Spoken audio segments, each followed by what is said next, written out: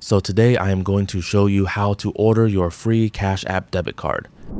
Cash App recently updated the layout, so I will walk you through the new steps.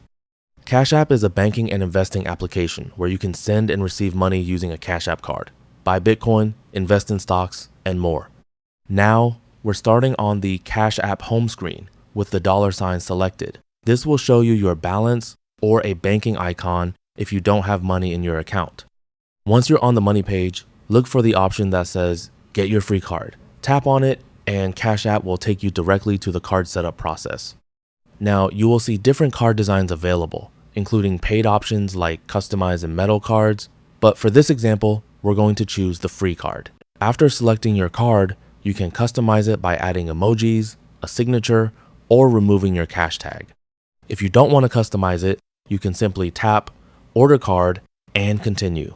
You will need to confirm your address and then set up your PIN. Once everything is completed, Cash App will send you your debit card, which usually arrives within 7 to 10 business days.